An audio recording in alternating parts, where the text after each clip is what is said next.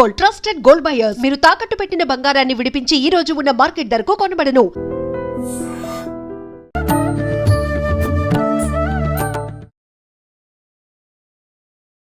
నమస్కారం, welcome to I dream. ధర్మ మార్గం విత్ విజిత కార్యక్రమానికి స్వాగతం. ప్రస్తుతం మనతో పాటు ఉన్నారు ప్రముఖ జ్యోతిష పండితులు మాడుగుల శివప్రసాద్ గారు. ఇప్పుడు వారితో మాట్లాడి మరిన్ని విషయాలు తెలుసుకుందాం. నమస్కారం గురుగారు. ఆశీర్వచనం తల్లి. గురుగారు, ఆషాఢ అమావాస్య రాబోతుంది మనకి ఇంకా కొన్ని రోజుల్లో. ఈ ఆషాఢ అమావాస్య యొక్క విశిష్టత గురించి, ఆ రోజు ఆచరించాల్సిన విధి విధానాల గురించి వివరించండి. శ్రీ మహాగణాధిపతయే నమః. ఐం మహాసరస్వత్యే నమః. శ్రీ లలితాంబికాదేవియే నమః. అమ్మ, అమావాస్య, ఆషాఢమాసము అమావాస్య. ఇక్కడ అమావాస్య ఒకటే అని కాదు కానీ అప్పటికే దక్షిణాయనం అనేటువంటిది కూడా వచ్చి ఉంటుంది. ఆయనము మార్పు జరిగినది. ఇంతవరకు ఉత్తరాయణం, ఇప్పుడు దక్షిణాయనం అనేటువంటిది. ఇప్పుడు ఆషాఢమాసములో ఉండేటువంటి ప్రాధాన్యతలు అన్నీ కూడా ఏదో గుప్త నవరాత్రులని, తొలి ఏకాదశి అని ఇవన్నీ కూడా వస్తూ ఉంటాయి. ఇంకా ఆషాఢమాసము అమావాస్య చివరి రోజు కాబట్టి అమావాస్య తర్వాత వెంటనే శ్రావణ మాసము ప్రారంభం అవుతుంది. ముందు రోజు అమావాస్య అంటే ఏ అమావాస్యకైనా ఇక్కడ నిజానికి మాతృ సంబంధమైనటువంటివి కాబట్టి చేసుకుంటూ ఉంటాం. ఎందుకంటే మాత అంటే అమ్మవారి యొక్క, ఆషాఢం అంటే బోనాలు జరగటం, గుప్త నవరాత్రులు, ఇవన్నీ కూడా స్త్రీమూర్తికి ప్రాధాన్యతతో కూడుకున్నటువంటివి. శ్రావణ మాసం కూడా అమ్మవారిదే.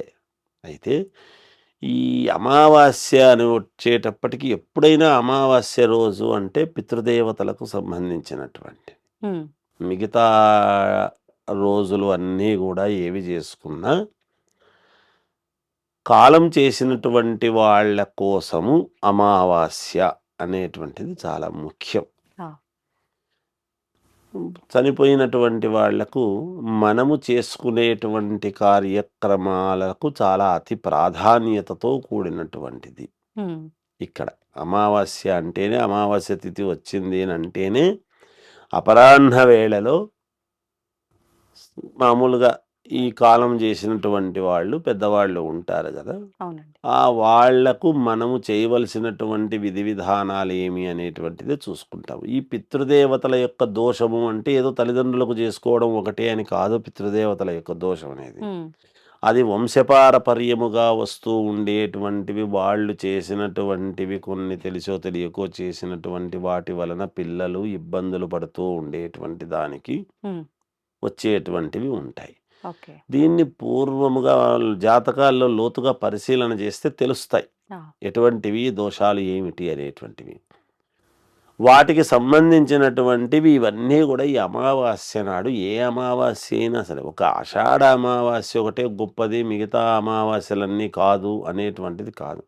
నా దృష్టిలో ఏ అమావాస్య అయినా అమావాస్య నిజానికి మనం ఏదో చెప్తూ ఉంటాం, ఇది అన్ని వందల సంవత్సరాల తర్వాత వచ్చింది, ఇన్ని వందల సంవత్సరాల తర్వాత వచ్చింది, ఏదో గొప్పది.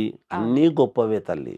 ప్రపంచంలో మనకు ఉండేటువంటి రోజులలో భగవంతుడు మనకు 365 రోజులు ఇస్తే ఏది గొప్పది కాదని చెప్తాము, ఏది పనికిరాదని చెప్తాం. చేసుకునే కార్యక్రమాలను బట్టి దేనికి ఏది అని మనం నిర్ణయించుకుంటాం ఎప్పుడు కూడా. దాంట్లో భాగంగానే అమావాస్య నాడు పితృదేవతలకు సంబంధించినటువంటివి ఏదైనా, ఎవరికైనా బ్రాహ్మణులను పిలిచి కాస్త తర్పణం వదులుకోవటము, వాళ్లకు కాస్త అపరాహ్న వేళలో 12 గంటలు దాటిన తరువాత ఇలా ఆకాశము నుండి చూస్తూ ఉంటారు, మన కోసం ఎదురు చూస్తూ, వీడు నాకు ఈరోజు కాస్త నువ్వులు నీళ్లు వదిలిపెడతారు. వదిలిపెడితే ఆ నీళ్లు, ఎన్ని నువ్వులు బొటనవేలుకు అంగుష్టం, ఈ బొటనవేలు ద్వారా ఎప్పుడైతే మనము వదిలిపెడతామో అన్ని వేల సంవత్సరాలు మా పిల్లల్ని బాగా చూడండి అయ్యా అని వాళ్లకు చెబుతారు దేవతలకు అని శాస్త్రం.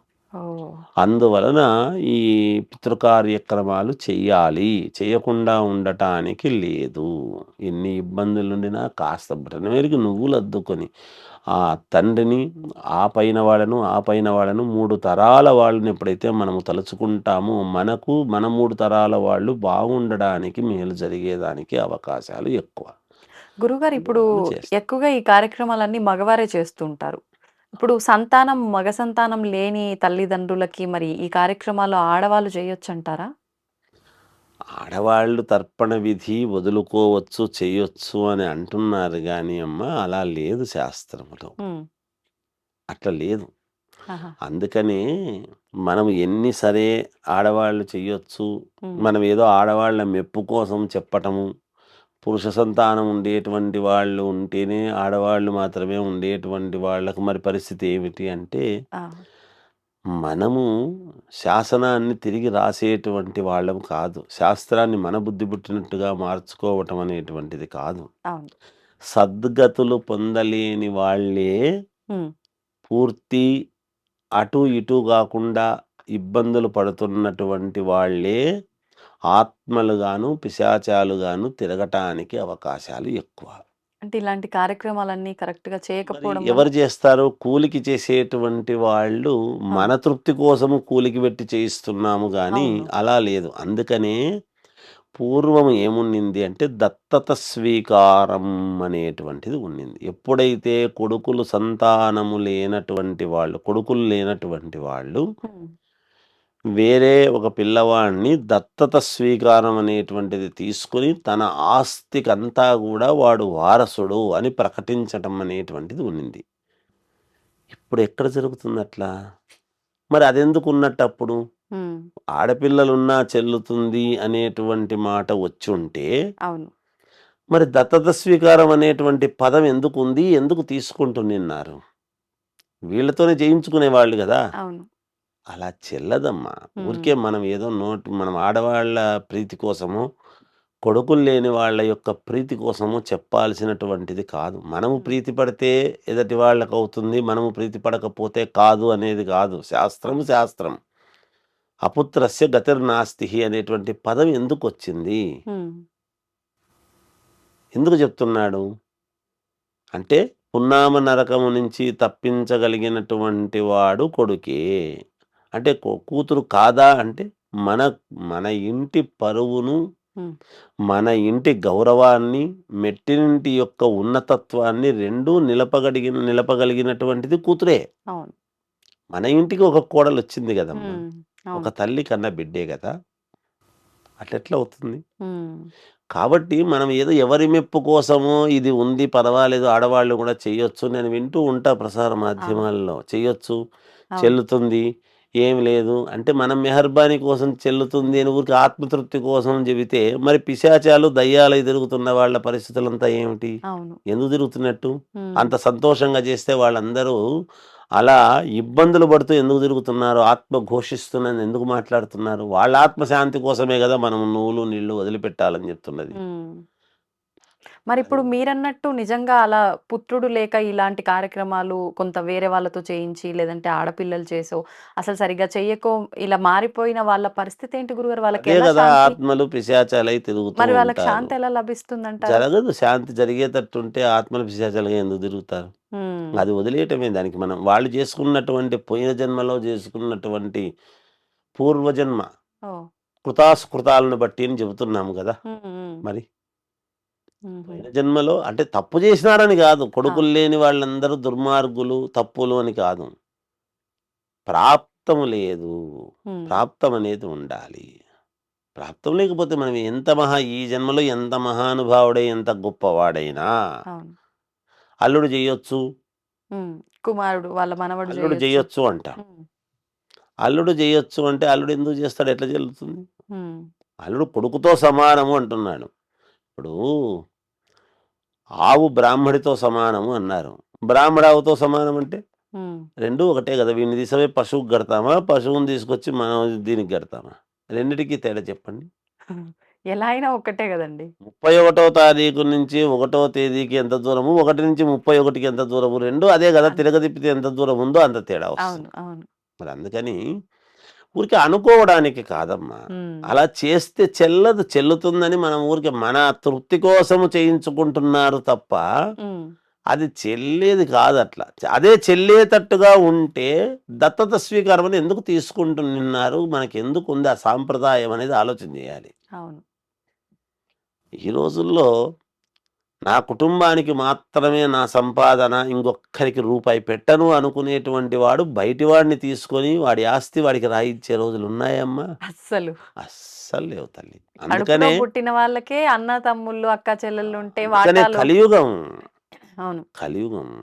రాక్షసుడు ఎక్కడో లేడు. పూర్వము రాముడు వేరు, రాక్షసుడు వేరు, రావణాసురుడు వేరు ఉన్నింది. ఉమ్, ఇప్పుడు రాముడు రావణాసురుడు ఇద్దరు ఒకరిలోనే ఉంటున్నారు. వాస్తవం. సందర్భాన్ని బట్టి ఇటు తిరిగితే రాముడు అనిపించుకుంటున్నాడు, లోపలికి పోతేనే రాక్షసుడు అనిపించుకుంటు, బయటకు వస్తే ఇంకో రకంగా ఉంటున్నాడు. అపరిచితుడు అన్ని సినిమాలో. కేటగిరీలు ఇక్కడే ఉన్నాయమ్మా, అవును. అందులో సందేహం ఏమీ లేదు. ఉమ్, కనుక దీనికి మనం చేయగలిగింది ఏమీ లేదు, వదిలేయడం తప్ప.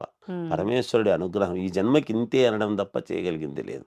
ఓకే. వాస్తవం చెప్పినా నేను. ఉమ్, కోపం రావచ్చు కొంతమందికి, వస్తుంది. కోపం రావచ్చు. మరి కోపం లేని వచ్చినా పని వాస్తవాన్ని ఆడపిల్లలు మాట్లాడాలి కాదా కదా అంటే, గురుగారు. ఆడపిల్లలు ఇంకోరింటికి వెళ్ళేటి వాళ్ళ జీవితాన్ని నిలబెట్టుకోవాల్సినటువంటి వాళ్ళు. ఉమ్. వాళ్ళు ఇక్కడికి వచ్చి మేము చేస్తాము, మా తండ్రి మేము అవి చేస్తాం ఇవి చేస్తాం, చేసినా చెల్లదు. చెల్లంది చేసి ఏం లాభం? ఇప్పుడు కొన్ని సందర్భాల్లో వాళ్ళే బ్రతికుండగానే నాకు ఎవడో వచ్చి చేయడం ఏంది, నా రక్తం పంచుకొని పుట్టిన బిడ్డ అయితే ఏంది, కొడుకైతే ఏంది, నువ్వే చెయ్యాలి అని బిడ్డల దగ్గర మాట తీసుకోవటము, వాళ్ళ ఒక మాట చెప్పడము, ఇలా కూడా చేస్తుంటారు కదండి. ఏమి తీసుకున్నా చెల్లనిది. చెల్లదు. ఉమ్, ఇక్కడ తీసుకోవచ్చు, పోయిన తర్వాత ఏమవుతారు అనేటువంటిది ఎవడికి తెలుస్తుంది? ఉమ్. మనం 1,00,000 చెబుతాం, సినిమాల్లో చూపించినట్టు కాదు. ఏదో ఆ సినిమాలో ఈ సినిమాల్లో నా బట్టలు ఇట్లా కొమ్ములు పెట్టుకొని వచ్చి తీసుకుపోతారు చేస్తారు అనేటువంటిది కాదు. ఆ, నిరంతరము మన చుట్టే, మన వెనకాలే, ఉమ్, ఎప్పుడూ కూడా మనతో పాటు మనకు తెలియకుండానే యమభటులు నిరంతరము రాత్రిపూట సంచారం చేస్తూ ఉంటారు. ఒక రాత్రినే కాదు, పగలుపూట కూడా చేస్తుంటారు. ఉమ్. మనం ఏమనుకుంటామంటే రాత్రిపూట మాత్రమే చేస్తారేమో అని అవును. అనుకుంటాం. రాత్రి పగలు వాళ్ళు తిరుగుతూనే ఉంటారు ఉమ్. చుట్టూ. ఎవరు ఎప్పుడు పోతే అప్పుడు తీసుకోవడం వాళ్ళ ధర్మం. ఓ. ఉహుహు. పోలీసులు గస్తీ తిరుగుతుంటారు, లేదా పగలుపూట మాత్రమే చేస్తున్నారు, రాత్రిపూట మాత్రమే పెట్రోలింగ్ చేస్తున్నారా? లేదు కదా. ఉమ్. అంటే ఎక్కడ తప్పు జరిగితే అక్కడ వాళ్ళు విధులు వేసుకుంటూ వాళ్ళు వచ్చేసి వాడిని పట్టుకోవడము, చేయడము, లేకపోతే బుద్ధి చెప్పడం ఏదో చేస్తారు కదా. అవునండి. మరి మనుషులము, మనము పెట్టుకున్నటువంటి రాజ్యాంగంలో మన తెలివితేటలతో మనం ప్రవర్తిస్తే భగవంతుడు రాసినటువంటి రాజ్యాంగం చాలా గొప్పదమ్మా. ఉమ్. కనుక ఎప్పుడు మనము పుట్టినాము అని అనంగానే పుట్టినంత ఆలస్యం లేదు, పుట్టినప్పటి నుంచి పోయేంత వరకు ఎప్పుడు కూడా ఎప్పుడు ఇదవుతుందా అనేటువంటిదే ఉంటుంది, చూస్తారు. ఆయా సందర్భాలని బట్టి ఎవరెవరు చేసుకున్నటువంటి పాపపుణ్యాలను బట్టి వాళ్ళు పోతూ ఉంటారు. ఉమ్. మాట తీసుకోవడం ఏముందమ్మా, దండిగా మాటలు తీసుకుంటారు. ఇవన్నీ మాట తీసుకోవడానికి చేయడానికి ఏముంది? చేస్తే నేనే చేస్తాలే అని చేస్తుంటారు కూడా కొంతమంది. మనం అవును. ఏమంటామంటే గొప్పగా, అబ్బా ఆడపిల్ల తరగతి పెట్టింది, చేసింది, చాలా గొప్పతనం, ఇది జరిగిందంట. కానీ ఎక్కువద్దు, పెట్టడం కరెక్టే, పెడతారు. ఉమ్. ఇక్కడ దేహం ఇదవుతుంది, దేహం బూడిదవుతుంది. ఆత్మ, ఉమ్. ఆత్మతృప్తి ఎక్కడి నుంచి వస్తుంది? ఓకే. లేదమ్మా. అంటే మనకు నచ్చి చేసిన ప్రతి పని మన ఆత్మ సంతృప్తి కలుగుతుంది అంటారు కదా గురుగారు. అనుకుంటున్నాం, అవన్నీ మాటలు చెప్పడానికి పనికొచ్చేటివి. ఓకే. నచ్చి చేసిన పని అంటే నచ్చి తలకొరు నచ్చినా నచ్చకపోయినా పెడతారు, ఉమ్, ఉమ్. నచ్చే పెడతారు. పెడితే శాస్త్రం అనేది ఒకటి ఉంది శాస్త్రానికి కదా, విరుద్ధం. ఎక్కుతుందా ఎక్కదా అనేది. అవును, అవును. ఉమ్. మరి ఇప్పుడు పూజ చేసే ప్రతివాడు మంచి జరగాలను ఇంకోటో లేకపోతే ఏమీ లేకుండానో చేస్తాడు. అవును. చేస్తే ఉమ్. పూజ చేసిన దాని వల్లనే అంతా మేలు జరుగుతుంది అనేది ఏం లేదు. ఉమ్. పూజలు చేయడం అనేది మన కర్తవ్యం. ఆ. మన జీవితం మనం బాగుండాలని అనుకోరు, మన బతికి ఉన్నందుకు మనం చేస్తాం అంతే. హా. ఆ చేసినంత మాత్రాన్ని అంతా అయిపోతుంది అంటే, అవదు. ఆ మాత్రానికి అంతా అయిపోతుంది అనడానికి ఏమి ఉండదమ్మా. ఉమ్. సమయం దానికి ఏది ఎలా చెయ్యాలో విధి విధానాలు అంది. ఎందుకు వచ్చింది ఆ మాట, ఎందుకు వచ్చింది, ఉమ్. అవన్నీ ఎందుకు ఉన్నాయి? మరి అవి ఉండకూడదు కదా. అప్పుడు అవును. అపుత్రస్య గతిర్నాస్తి అనేటువంటి పదం ఎక్కడి నుంచి వచ్చింది? ఉమ్. అది పుట్టనే కూడదు కదా. అవును. పుట్టింది అంటే అదొకటి ఉంది అంటే దాంట్లో ఏదో మర్మం ఉందనే కదా దాని అర్థం. అంతే అండి. ఆ మర్మం ఏమిటి? ఉమ్. దాని గురించి ఏం చెప్పాలి? ఉమ్. మరి లేని వాళ్ళ పరిస్థితి అంటే అంతే, ఏం చేయలేము. దానికి ఏం చేస్తాం? ఇంకా లేదు తప్పదు మనమే తప్పదు. అనుకుంటున్నప్పుడు ఇంకా లేని దాని గురించి ఆలోచన ఎందుకు? అవును. మరి ఎలా పోతే అంటే అంతే, ఏం చేస్తాం? ఉమ్, అంతకంటే చేయగలిగింది ఏముంది? అవును. అంటే వాళ్ళ కర్మ తొలగిపోయినాడు, ఇంకా ఆయన విముక్తి కల్పించాల్సిందే. అది అంతే అనుకోవచ్చా? ఇప్పుడు ఒకటేమ్మా, వీళ్ళకైనా వాళ్ళకైనా వాళ్ళు వాళ్ళు చేసుకునేటువంటి కర్మలను పాపపుణ్యాలను బట్టి ఉంటుంది. ఉమ్, ఉమ్, పోయిన జన్మలో ఏదో చేసుకొని ఉంటేనే ఈ జన్మలో ఇది లేదు. మనం ఏం చెప్తున్నాను, రుణానుబంధ రూపేణ పశుపతిని సుతాలయ అని చెప్పుకుంటున్నాం మళ్ళీ మనం. అవునండి. ఆలయాలు, సుతులు, ఉమ్, పశుపత్ని, పశువులు, భార్య కూడా. ఆ, భార్య మనకు లభిస్తుందంటే నేను చూసుకున్న ఈ అమ్మాయిని, అందమైన అమ్మాయిని నేను చేసుకుంటున్నాను, మేమిద్దరం ఇష్టపడి చేసుకున్నామని మనం అనుకుంటున్నాం. అవునండి. ఓకే. ఉమ్, కానీ రుణానుబంధం అనేటువంటిది ఒకటి ఉన్నప్పుడు, విధిరాత ఉన్నప్పుడు దాన్ని తప్పించుకోలేము. ఆ, ఆ అమ్మాయి ఏమిటి, ఈ కాలం అబ్బా ఇప్పుడు రాముల వారికి సీతమ్మవారు దొరికింది.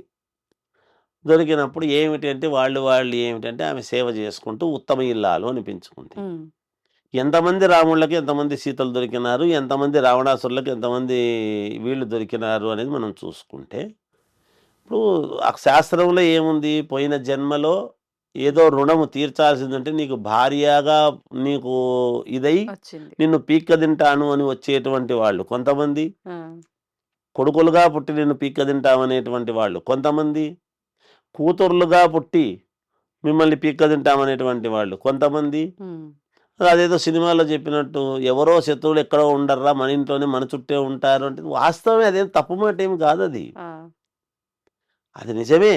ఒకప్పటి శత్రువులే ఎక్కడ ఇప్పుడు. అంతే. అది రుణానుబంధం. ఉమ్, ఆ రుణం తీర్చుకోవడానికి మనం ఇప్పుడు సంతానాన్ని వాళ్ళను వీళ్ళను ఇదై ఆ రుణం ఉంటేనే వీళ్ళు మన దీంట్లోనే పుడతారు. ఉమ్, లేకపోతే ఎక్కడో పుట్టుండేవాళ్ళు. అవును. అంతే కదమ్మా. అంతే అండి. కాబట్టి దానికి చేయగలిగింది ఏం లేదు, ఇంక లేదు. ఉమ్, ఊరికే మనం ఏదో చెప్పుకోవడానికి, అందరినీ మెప్పుదల కోసము 4 మాటలు చెప్పి ఏదో మనం సరే లేదా ఇదిలే అంటే దానికి చేయగలిగింది ఏమీ లేనప్పుడు ఏం చేయలేము అంతే దానికి. ఆ, కాకపోతే అలా వదిలేయకుండా ఎవరో ఒకరు చేస్తారు. ఆ, ఎవరైనా వదిలేస్తే ఎట్లా? అవును. కొడుకులు లేనంత మాత్రాన చనిపోయిన వాడిని తీసుకుపోయి అక్కడ ఇంట్లోనే అట్లే పెట్టలేరు కదా! పెట్టు. ఎవరో ఒకరు ఆ కార్యక్రమాన్ని చేయటం అనేటువంటిది ఎందుకు? ఉమ్, ఇప్పుడు పక్కింటి వాళ్ళు, ఎదురింటి వాళ్ళు ఎక్కువసేపు మన ఇంట్లోనే పెట్టుకోలేము. అవును. ప్రాణం అనేటువంటిది ఉంటేనే అంతే. మనకు ఆవు పాలు, ఉమ్, ఆవు పెరుగు, ఆవు నెయ్యి, మరి ఆవు పేడ, ఆవు పంచితం అన్నీ పనికొస్తాయి. ఉమ్, ఆవు చర్మం వేసుకొని కూర్చొని మనం జపం చేస్తామా? చెయ్యమే. చెయ్యం. మరి పులి చర్మము, జింక చర్మము కూర్చొని కొన్నిటి చేసుకునే దానికి ఉంది అవును. కదా! ఉమ్, చిన్నతనంలో అవసరం అంటే గాడిద పాలు కొంచెం ఏదో సందర్భాన్ని బట్టి అది గాడిద చర్మం తీసుకుంటామా? లేదు కదా! లేదు. దేనికి ఏది ప్రాధాన్యతో ఆ, దానికి అది ప్రాధాన్యత. ఓకే. అందుకని లోకో భిన్న రుచి అన్నాడు. ఉమ్, ఏమిటి? ఒకటి ఒకటి ఒకదానికి ఒకటి ప్రాధాన్యత, ఒకదానికి ఒకటి ప్రాధాన్యత, ఇంకోరికి ఇంకొకటి ఇది ఏదో ఉంటుంది. ఎవరి ఉంటుంది. ఇది వాళ్ళది. ఆ, అందుకని ఇవన్నీ కూడా మనం చేయగలిగింది ఏమీ లేదు. అంతవరకే చెప్పాలి. ఉమ్. పరిస్థితులను బట్టి కొన్నిసార్లు వెళ్ళాల్సి వస్తుంది, కొన్నిసార్లు శాస్త్ర ప్రకారంగానే వెళ్ళాల్సి వస్తుంది. అన్ని శాస్త్రం ప్రకారంగానే నడుచుకుంటాను. ఎవరు లేరు కాబట్టి శాస్త్రం ఏంటంటే అక్కడ ఆగిపోతుంది. అవును. అంతే. అక్కడ పరిస్థితులను బట్టి చేస్తారు. అవును. కానీ చేసిన దానికి శాస్త్రము మనము దానికి ఆపాదించడానికి లేదు. లేదు. శాస్త్రమో కాదు, జరిగింది జరిగింది అయిపోయింది అనుకుని వదిలేయడం తప్ప దానికి చేయగలిగింది ఏం లేదు. ఉమ్, శాస్త్రాన్నే నమ్ముకుంటే అక్కడ పని జరగదు కదా! లేదు, అవును. మళ్ళీ ఎక్కడి నుంచి వస్తారు? అందుకే దీన్ని దృష్టిలో పెట్టుకునే దత్తత స్వీకారం తీసుకునేవాళ్ళు పూర్వం. ఉమ్, ఉమ్, నాకు తలకొరువు పెట్టేవాడు కావాలా? అదే. ఆడపిల్లలు కూడా వాళ్ళందరూ అంగీకరించేవాళ్ళు. ఉమ్. నిజమే కదా! అంటే అప్పుడు అది శాస్త్ర ప్రకారంగా అలా జరిగిపోయే రోజులు కాబట్టి అందరూ అంగీకరించేవారేమో. శాస్త్రం ఎప్పుడూ అదే ఉందమ్మా. మనం ఉమ్. పాటించడం లేదంతే. ఇప్పుడు జరిగిపోయే రోజులు అవి కాదు. ఇప్పుడు ఆడపిల్లలు ఉన్నారనుకోండి, ఒక 1000 కోట్ల రూపాయల ఆస్తి ఉందనుకోండి. ఆ 1000 కోట్లు మాకే వస్తాయి కదా! ఆడపిల్లలము మేము ముగ్గురం మేము పంచుకుంటాము కదా! ఇంగోనికి ఎందుకు ఇస్తాము? నలుగురు ఉన్నారనుకోండి. ఓ నలుగురు ఆడపిల్లలు ఉంటారు. ఉహు. కొడుకులు లేరు. ఆ, ఆ ఆస్తి మొత్తం మాకే వస్తది కదా! ఇంకొకరిని దత్తత తీసుకుంటే పోనీ ఆ దత్తత కూడా ఎవరో ఉండడు. వెనకబడి తమ్ముని కొడుకో, అన్న కొడుకునో ఎవరో ఒకరిని తీసుకోవాలనుకుంటే వాళ్ళకి పోవడం ఎందుకు అనేటువంటి దురాలోచన ఉంది తప్ప ఇంకొకరు ఆ, తినకూడదని. అవును. ఎట్లా? ఉమ్, ఎలా అవుతుంది? శాస్త్రము ఎప్పుడు ఒకటిగానే ఉందమ్మా. ఆనాటి నుంచి ఈనాటి వరకు మా తాతల నాడు అదే శాస్త్రం ఉంది, మా నాన్న టైంలో అదే శాస్త్రం ఉంది, నా టైంలో అదే శాస్త్రం, నా పిల్లలకు అదే శాస్త్రం ఉంది, నా మనవన్లకు అదే శాస్త్రం. శాస్త్రాన్ని బుద్ధి విట్టడం మార్చడానికి కుదరదు. ఏదో ఆ శాస్త్రం మనం పాటిస్తామా లేదా అనేది తర్వాత సంగతి. అంతే. అవి అవే, అవును. లేనిది ఎక్కడి నుంచి వస్తుంది? అందుకనే వేరే వాళ్ళని తీసుకొని వాడిని వారసుడిని చేసేవాళ్ళు. వీళ్ళు కూడా అదే భావనతోనే దత్తత తీసుకున్న తర్వాత మనవాడు అనేటువంటి దృక్పథంతో అట్లాగే చూసేవాళ్ళు. అది కరెక్ట్ పద్ధతి. అవును. ఇది కరెక్ట్ కాదు. కూలికి వచ్చిన వాడు కూలి డబ్బులు వాడు అదేం చేస్తాడు, ఏదేం చేస్తాడు. అంతే. అది నీకేనా, ఇంకో 100 మందికి చేస్తాడు. చేస్తారు. వీడు వీనికే చేస్తాడు కానీ ఊర్లో అందరికీ చేయడు. కొడుకు మనకే చేస్తాడు, అందరికీ ఎందుకు చేస్తాడు? అవును. దానికి అర్థం ఉంది కదా. ఉందండి. అది దాన్ని అర్థం చేసుకోవాలి తల్లి, అంతే. ఏం లేదు. దీన్ని ఎవరిని తప్పుబట్టాలని కాదు. ఉన్నది ఉన్నట్టు చెబితే కోపమే వస్తుంది, బాధ కలుగుతుంది, సహజం. అవును. అంతే అండి. ధన్యవాదాలు గురుగారు. చేయొస్తూ దీన్ని తవ్వండి, తవ్వుతూనే శివలింగం. పరమాత్మకు జీవా సరే దాన్ని అట్లా కప్పేసేయండి, చూపించదండి. Krishna is there. మూర్తి పూజ కాదు, సాక్షాత్ బ్రజేంద్ర నందన భగవాన్ ఉన్నారు మూర్తిలో. ఏమీ ఆశించకుండా ఆరాధించే వాళ్ళు కూడా ఉన్నారా ప్రభుజీ? నిజమైన భక్తి అంటే మనకు తెలియదు కాబట్టి